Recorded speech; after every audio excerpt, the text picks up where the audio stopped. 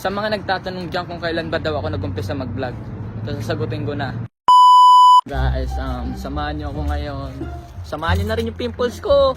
Kita nyo ba yan? So guys, samahan nyo ako bumili ng pizza. Ititreat ko yung pamilya ko ngayon.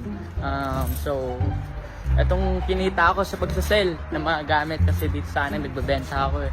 Yung mga gamit ko na pang geng-geng binibenta ko. Kaya ito yung itong $70 na to, pangbili ko na ng pizza. Kaya samahan nyo ako. Let's go. Hindi naman gano'ng kalayo ang bilihan ng pizza dito. Malapit lang sa school namin. Kaya siguro mga 8 minutes walk ang pagpunta doon. Kung sa mga nagtatanong dyan kung bakit daw walang traffic enforcer dito, wala daw sila nakikita sa mga vlog ko. May mga traffic enforcer ba daw dito? Ang tamang sagot niyan guys ay wala. Walang traffic enforcer dito. Kahit saan ka magpuntang lugar, walang ganon. Ang meron lang dito ay mga camera. Sa bawat stoplight, lahat yung may camera. Na pag nag-overspeeding ka, makikita yon. Tapos pag umano ka sa red light, pag tinakasan mo yung red light, tapos dumiretso ka, mapipicturean ka ng gamit ang camera ng kanan na stoplight. Sa mga nagtatanong dyan kung kailan ba daw ako nag-umpisa mag-vlog, so sasagutin ko na. Nagsimula ako mag-vlog ay last year. Sa isang video, hindi ko akalain na sisikat na aabot ng milyon sa isa kong vlog. Sa isa kong video, sinabi ko sa sarili ko na subukan ko kaya sa isang video lang. Subukan ko na maglalaro ako ng basketball. Tapos yung kinabukasan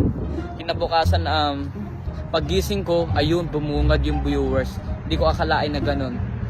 Napakaswerte ko kasi, di ba? Hindi ko rin nakakalain. Pangarap ko rin talaga maging vlogger. Nung nasa Pilipinas pa ako, yung mga idol ko dyan, sila Kapinpin Brother, saka sila, basta marami sila mga idol ko yung mga mag-vlog. And so yun, naengganyo ako mag-vlog, kaya yun, tinuloy-tuloy ko na nga rin pala talaga. Sayang naman eh, di ba? Milyon na. Iiwanan ko pa ba? Hindi nakakalam kung saan ba yung school ko. Ayan nga pala yung school ko guys. Ayan, ganyan siya kalaki. Sobrang laki na niya. Sobrang laki na yung school ko na yan. Yung school na yan parang airport ng Pilipinas. Ganyan siya kalaki, pabilog siya. Yan siya guys. Yan. So etong school ko, public lang yan, public. So marami ring estudyante dyan. Kapag enrollan, nagkakaubusan ng enrollan dyan. Kaya dapat sa mga darating dito sa Canada, sa Abbotsford, kung titiraman kayo dito, kung ilalagay kayo dito sa Abby Senior, dapat maaga pa lang nag-enroll na kayo. Kasi pag umabot na ng September, hindi na kayo makakapasok kasi puno na yan. Kaya nakapasok ako, inagahan namin. Mga July pa lang, doon nag-enroll na kami dito. Kaya ayun, nakapasok ako dito. Dapat talaga doon ako sa kabilang school. Sa kabilang school pa kasi ako dapat ilalagay. Kasi sabi ko sa daddy ko, daddy lagay muna ako sa kabila doon.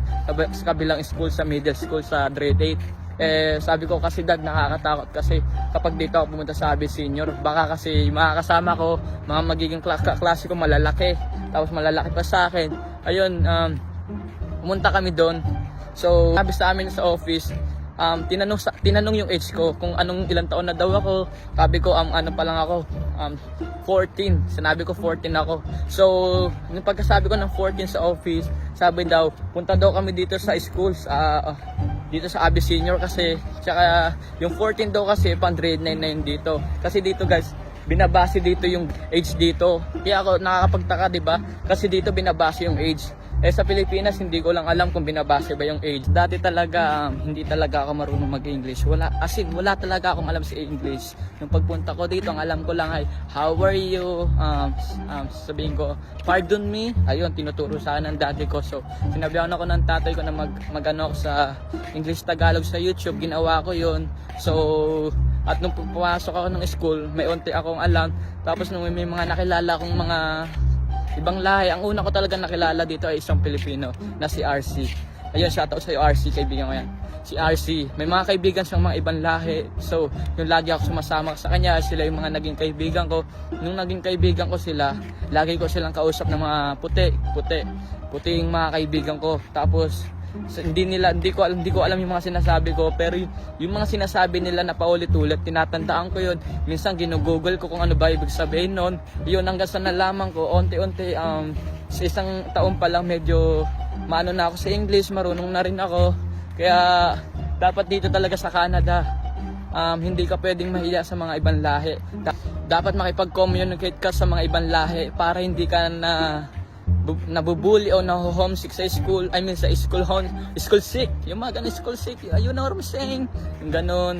Tapos noon, nung marunong na ako mag-English, iba't ibang kaibigan ko na ang meron ako, may mga kaibigan akong mga Syrian, Ukraine, tsaka mga taga-ibang bansa rin, mga ibang lugar.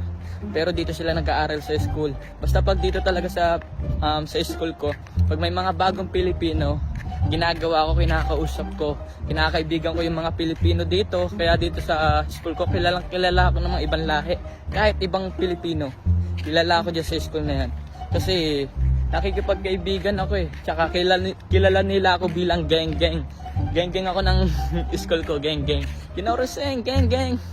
So guys, ayun lang yung masasabi ko tungkol dito sa Canada. Kaya guys, sana may matutunan rin kayo. Ako may natutunan ako dahil sa pamilya ko, sinasabi nila sa akin yun. So nandito na ako sa Pizza Factory. Kaya guys, samahan niyo ako bumili. Let's go.